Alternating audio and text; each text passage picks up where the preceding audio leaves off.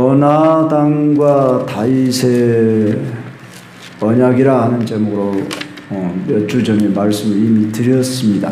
오늘은 또한 그런 후속편의 이야기라 그렇게도 볼 수 있는 제2편의 이야기라 그렇게 볼 수 있는데, 제목을 어떻게 정했냐 그러면 오늘 영적 멘토 만들기, 이렇게 제목을 정합니다. 이 본문은 다윗의 도피 생활 중에 라마 나요셋에서 이제 도망을 쳐 나온 후에 다윗과 요나단이 상호 보호 언약 체계를 맺는 이야기입니다. 특별히 오늘 17절에서 요나단이 다윗에게 17절 다시 한번 봅시다. 다윗에 대한 요나단의 사랑이 그를 다시 맹세하게 하였으니 이는 자기 생명을 사랑같이 그를 사랑이다. 누가 그렇게 했다고 말입니까? 요나단이 다윗을 그렇게 사랑했다. 우리는 오늘 본문 속에서 영적인 교훈을 몇 가지로 받아야 되겠습니다. 다윗과 요나단, 요나단과 다윗, 세계의 유례 없는 친구 우정의 참 대명사입니다. 근데 지금 진짜 공경에 처해 있는 사람은 요나단이 아니고 다윗인데도 불구하고 요나단은 후편에 보면은 다윗에게 네가 우리 가정을 보호해 줄 것을 약속해라, 그런 말이 나옵니다. 물론 지금 다윗이 매우 공경에 처해 있습니다.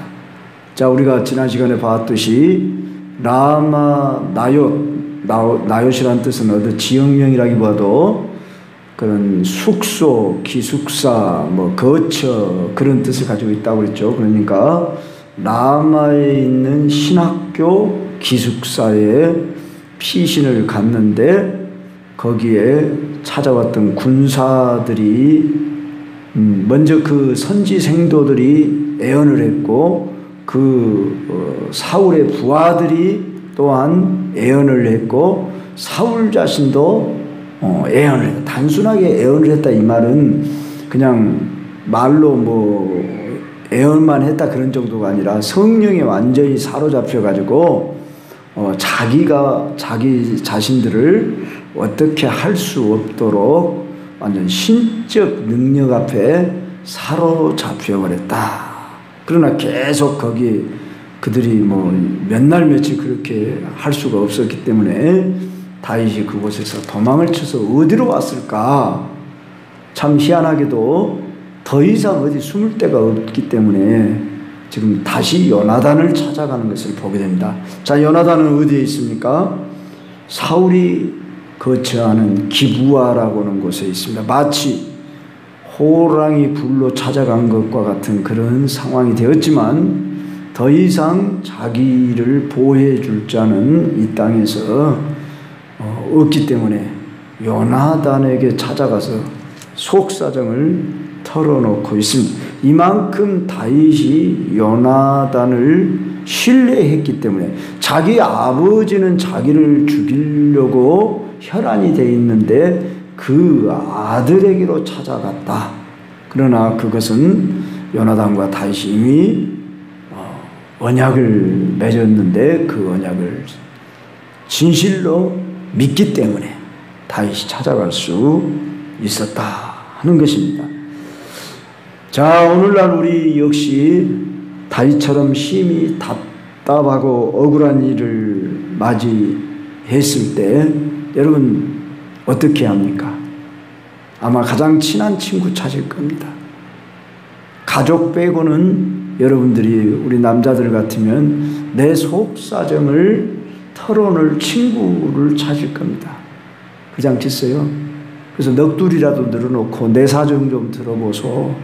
내가 이렇게 지금 뭐 이래 어려움이 있네, 뭐 사업에 부도를 맞았네, 뭐 직장을 잃었네, 뭐 내가 이런 공경을 당했네, 그러고 친한 정말 내 속사정을 틀어놓을 친구를 찾는 것이 모든 우리 인지상정이지 않는가 싶습니다. 그런데 그럴 친구도 없으면 참 괴롭지요. 그래서 많이 우울함에 빠지고 좌절에 빠지지만, 오늘 우리 그리스도인들이 그러한 친구만 찾고 있다고 한다면은, 물론 그런 친구 있어야 하고 있으면 얼마나 좋겠습니까? 다윗과 요나단 같은 친구가 우리가 이 땅에 있다면 그 사람은 참 복 있는 사람이죠. 그러나 우리 그리스도인들에게 있어서는 그보다 더 보이지 않는 귀한 친구가 계시니 누굽니까? 예수님이 요한복음 15장에서 제자들에게 이런 이야기를 했습니다. 친구를 위하여 자기 목숨을 버리는 자가 있다면 그 자가 진짜 친구라. 그러면서 나는 너희를 친구라 부른다. 그렇게 말씀을 했어요. 우리 예수님이 제자들을 향해서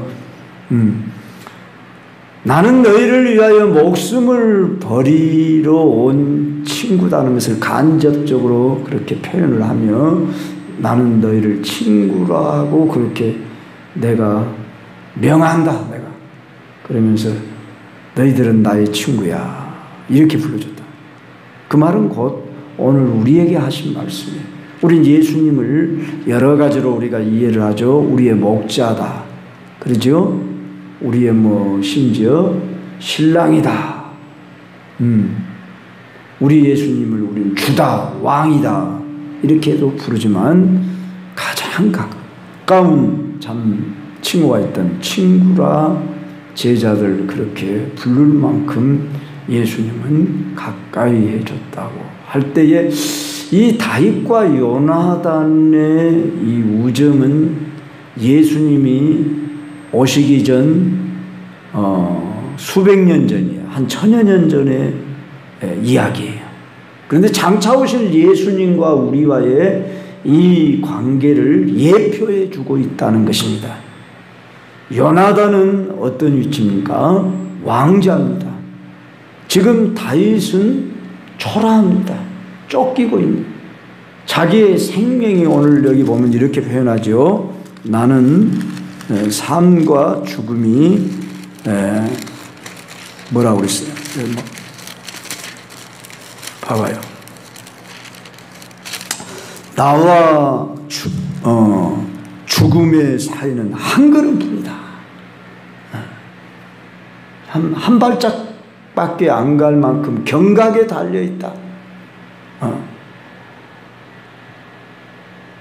그렇게 지금 자신은 어디 숨을 데 더 이상 없는 그런 목숨이 위태로운 상태에 있는데 바로 이 요나단은 왕자로서 그를 보호하겠다.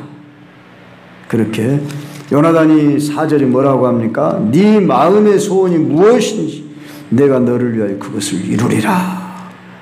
참 이런 빈말이 아니라 실제 요나단은 자기 목숨까지 내어줄 만큼 이 다윗을 사랑하고 보호하려고 힘을 쓰고 있는 것이 실제였습니다.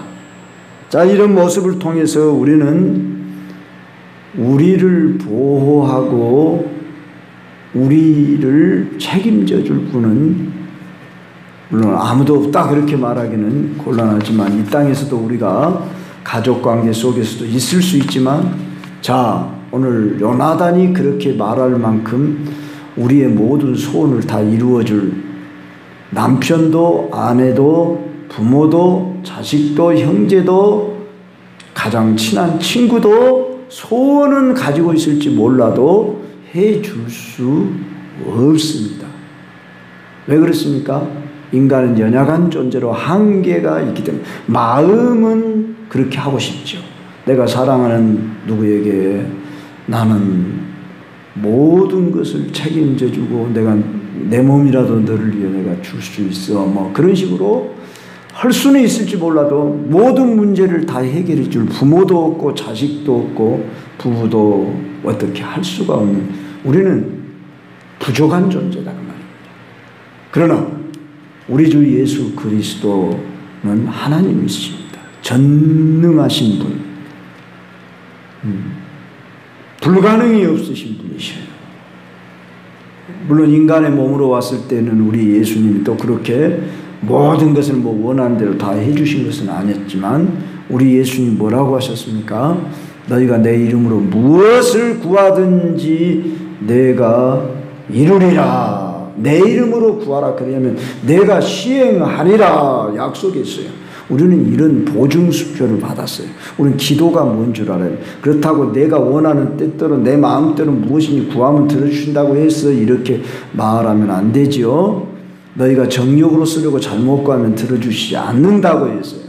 그러므로 우리는 하나님의 뜻대로 구하면 다 들어주신다 했어요. 그의 뜻대로 무엇을 구하면 들으십니다. 우리가 그에게 구한 바를 들으시는 줄 안지 또한 구한 그것을 얻느니라. 요한일서에 분명히 약속했어요. 그를 향하여 우리의 가진 바 담대한 것이 이것이니 그게 있냐고요. 내가 정말 이거 불타는 소원이 있고 이 소원은 나를 위해서가 아니라 주를 위해서 주님의 뜻이라고 한다면 우리가 간절하게 구하고, 왜 간절하게? 물론 한 번 구해도 들어주실 수 있고 두 번 해도 들어줄 수 있지만 하나님은 우리 중심을 보시는 분이라고 그랬어요. 우리는 연약한 자고 우리는 구하여야 됩니다. 주신다 약속을 했다고 할지라도 구하여야 할지니라. 그렇게 말씀했어요. 이미 주신다 약속했을지라도 우리가 구하여야 얻느니라고 했어요. 그래서 우리는 모든 것을 다 들으시고 이루실 수 있는 전능자이신 예수님이 나의 친구다. 오늘 이거 한 가지만 우리가 붙잡고 확신해도 우리는 이 세상에 그 무슨 자본을 얻은 것보다 큰 것입니다. 여러분이나 저가 예수님을 정말 나의 친구라고 생각하고 신앙생활 합니까? 별로 그런 생각 잘 안 치요. 우리가 경거망동하게 감히 우리가 어떻게 예수님을 친구라고 생각해. 예수님은 높으신 하나님의 아들이신데 우리가 이렇게만 생각할 게 아니다 그 말입니다.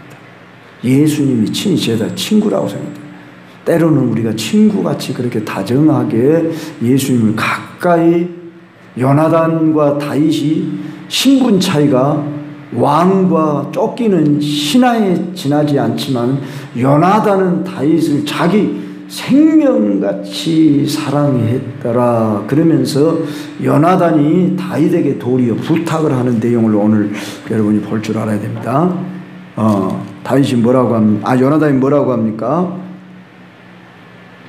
14절 봐봐요. 너는 내가 사는 날 동안에 여호와의 인자심을 내게 베풀어서 나를 죽지 않게 할 뿐 아니라 여호와께서 너 다윗의 대적들을 지면에서 다 끊어버리신 때에도 너는 네 인자함을 내 집에서 영원히 끊어버리지 말라. 그러니까 여기서 여러분이 발견해야 된다. 요나단이 겁이 많아서 그랬을까요? 요나단은 그냥 모른 척 해버리면 자기 아버지 사울이 다윗을 죽이고 자기는 뭐가 돼요? 차기 왕이 돼요. 그런데 요나단이 왜 그랬을까? 우리가 여기다 한 번씩 그동안 요나단과 다윗의 이야기를 쭉 살피면서 묵상해 봐야 됩니다.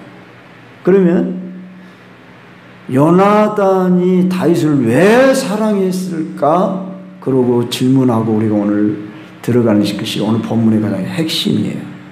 그러면 자, 외부적으로 나타난 다윗의 모습을 봅시다. 다 두려워 떨면서 블레셋 장수 골리앗에게 누구 하나 다가서지 못할 때 요나단까지도 물론 그때 골리앗에게는 아직 나아가지 못하 있었어요. 그럴 때 다윗이 당돌하게 이 골리앗에게 다가섰고 용감하게죠. 당돌하게 용감하게 여호와 하나님의 이름의 명예를 높이며 하나님의 신에 충만한 정말 멋있는 혜성같이 나타난 어디서 저런 용기가 나올 수 있었을까 싶을 정도로 요나단도 대단한 용기 있는 사람 아니십니까? 자기 그 무기든 병사 쉽게 하면 뭐예요? 자기 뭐라 그래요? 그보다 보디가드 하나를 데리고 적진에 들어가서 막 블레셋 사람들을 막 20-30명 막 쳐 죽일 만큼 용감이 있어요. 그렇지만 자기에게 없는 이 다윗의 모습을 분명히 발견했다 그 말이에요. 요나단이 볼 때. 그 후로 한 번만이 아니었잖아요. 저 블레셋 장수들의 뭐라 그러죠? 그 포피를 100개나 배워라 그랬는데 200개나 배워갖고 올 정도. 이건 사람으로서 무슨 할 수 있는 그런 힘이 아닌, 야, 하나님이 저와 함께 하시는구나.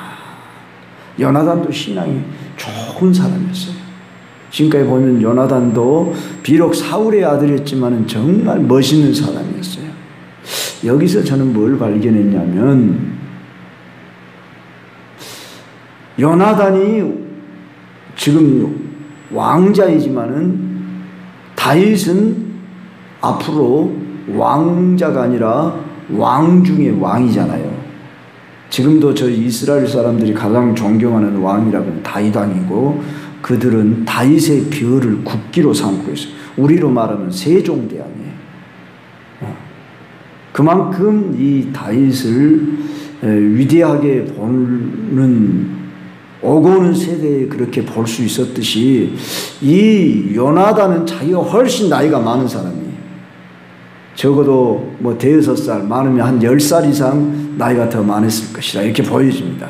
그런데도 불구하고 이 요나단이 다윗을 볼 줄 아는, 저는 이걸 가르쳤어요. 영적 감각, 영적 민감도, 또 어떻게 표현하면 영적 센스, 영적 분별력이라 이렇게 표현하고 싶습니다.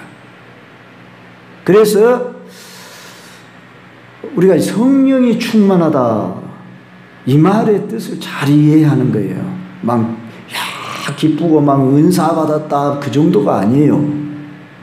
영적 분별력이 민감해서 영에 속한 사람으로 다른 것은 몰라도 세상 돌아가는, 성령 충만하다 해서 세상 돌아가는 이치에 막 밟고 그런 건 아닙니다.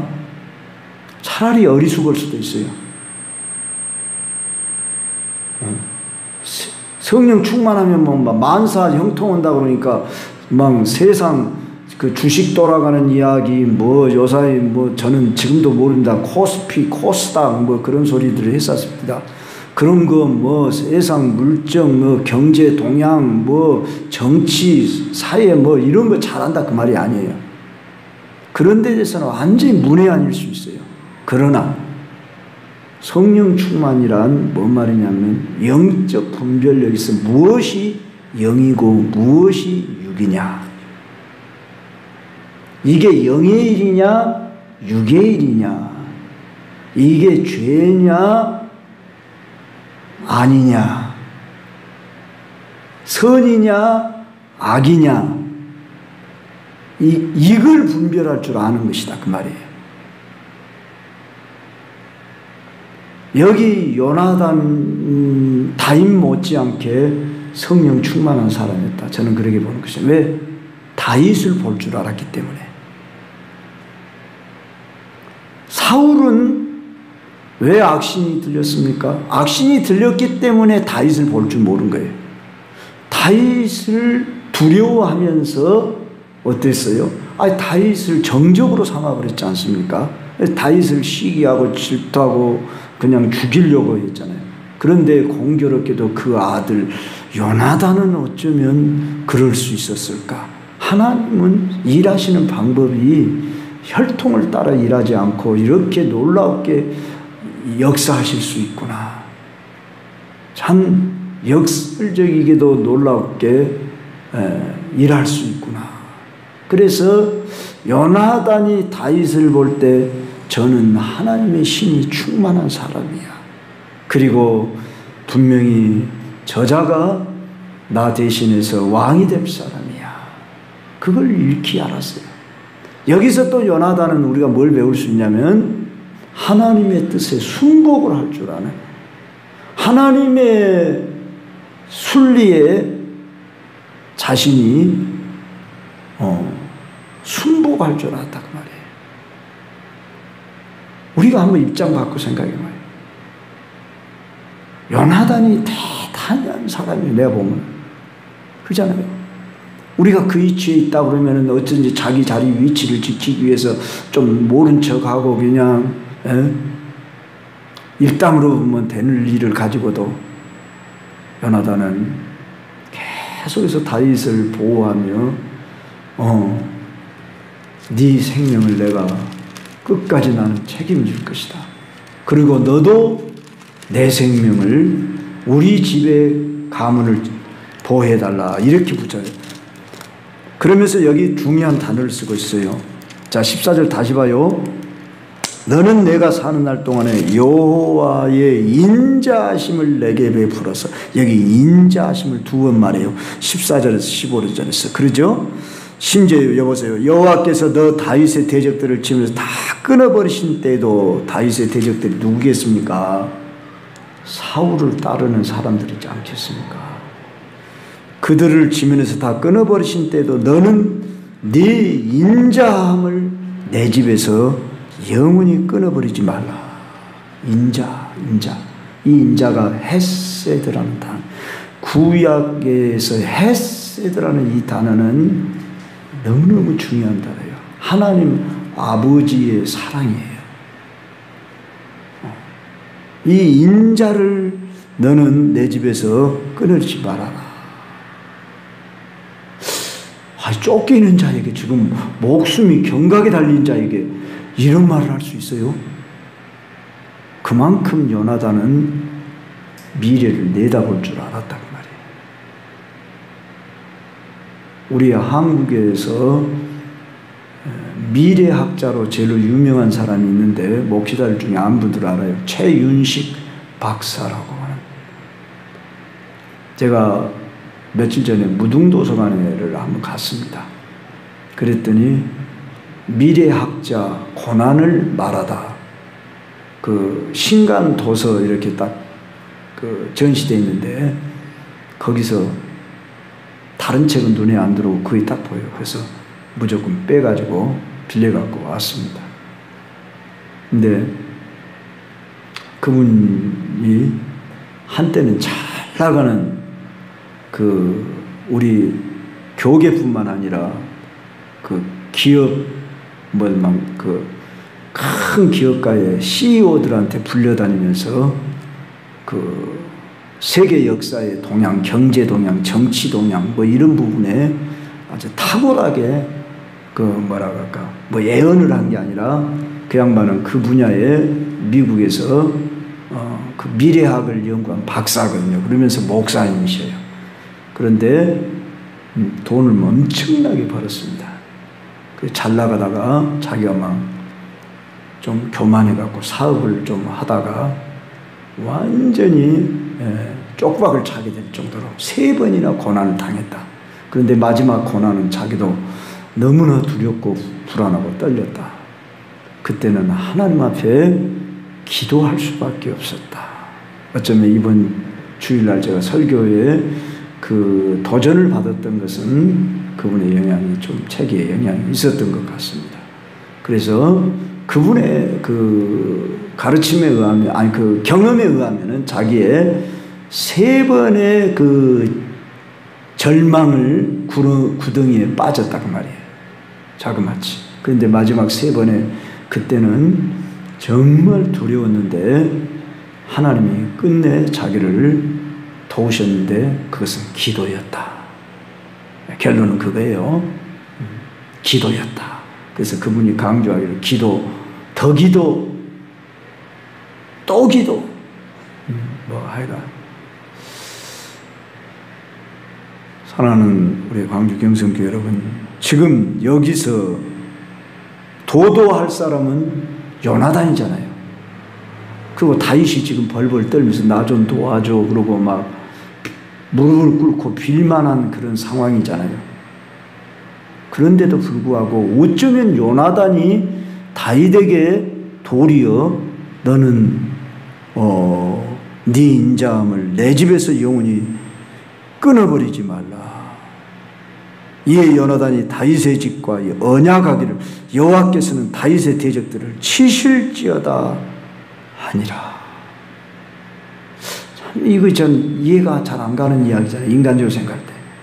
그만큼 저는 여기서 뭘 깨달았냐면 요나단은 다윗을 보는 영적 안목이 있었다는 말입니다. 여러분이나 저가 그런 기도해야 됩니다.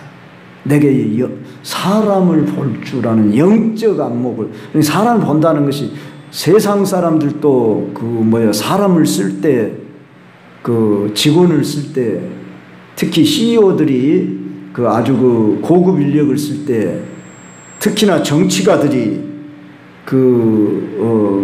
참모들을 쓸 때 누구를 선택할 거냐가 정치의 승패를 좌우를 결정해버리지 않습니까? 그러지 않습니까? 그런데 오늘 저도 그럽니다. 목회 현장을 이렇게 살피면서 영적 멘토를 잘 내가 만나면 훨씬 길이 열려지고 쉬운 길을 갈 수 있고 빠릅니다. 여러분도 사람을 볼 때 인간을 육으로 보지 말고 저분에게 있는 영적인 깊이 또는 민감도, 장점을 보려고 해야 합니다. 그걸 볼 수 있는. 우린 되게 얼른 볼 때 뭘 잘 보여요? 실수한 것, 태도, 물론 그것도 봐야 됩니다. 그러지만은 그것이 전부가 아닙니다. 거기서 저 사람에게 있는 저 영적 장점이 뭐냐, 이걸 보고 여러분이나 저가 배우고, 그리고 그 점이 좋아서 멘토로 삼아야 됩니다. 멘토는 또한 멘티를 잘 만나야 됩니다. 우리 예수님이 12제자를 삼 과정을 우리는 성경 속에서 배울 수 있죠. 뭐라고 그러죠? 너는 나를 따라오너라. 내가 너희로 사람을 낚는 어부가 되게 하리라. 왜 바리새인들, 서기관들, 장로들, 대제사장들, 그 시대의 사내들인 공의에 대단한 공부 많이 한 사람들, 그들 중에서는 왜 안 택했을까? 왜 세리 죄인 취급받는 마태를 택했을까? 왜 저 고기 잡는 볼품없는 저런 어부를 4명이나 택했을까? 왜 가룟 유다 같은 사람을 택했을까? 우리들은 한 번씩 생각하고, 그러면서 왜 나 같은 사람을 택했을까? 우리 자신들을 살피면 저나 여러분이나, 내가 여러분을 향해 저보다 못났다고 하는 게 아니라 여러분이 저보다 덜한 점이 많지요. 근데 저가 하루는 막 퍽퍽 운 적이 있어요. 왜? 하나님이 왜 나 같은 자를 사랑해서 그렇게 많은 투자를 했을까? 가만히 생각해 보니까 지독히 나를 사랑하면서 나에게 투자를 했는데, 부모님을 통해서도 했고 주변 사람들을 통해서도 했고 그랬다는 것을 내 일생 과정을 이렇게 살펴보면은 또 실패하게도 하고 잘 나가게 하지 않았습니다. 저를. 이런 이야기 하자면 좀 길 수 있고 시간이 가기 때문에 여기서 생략하고요. 결론적으로 말씀을 드립니다. 여러분, 주님, 오늘은 우리가 요나단에서 많이 배워야 됩니다. 어쩌면 요나단은 다윗을 그렇게 사랑할 수 있었을까? 진짜 멋있는 사람이 다윗이기 전에 요나단입니다. 내가 그 위치에 있었으면 다윗을 볼 줄 알고 내가 자기 자신을 내어주며 사랑하고 그렇게 할 수 있었을까? 그것은 요나단이 하나님과 그만큼 영의 관계가 깊었고 폭이 넓었다. 오늘 여기서 마치도록 해야 될 것 같습니다. 시간이 관계상 더 얘기를 하고 싶지만 다음 시간 더 한번 말씀드리기로 하고, 참 여러분이나 제가 이 앞으로 다윗에 대해서 살피기도 하지만 다윗과 함께 나타난 주변의 인물들을 통해서 우리가 배울 점이 많습니다.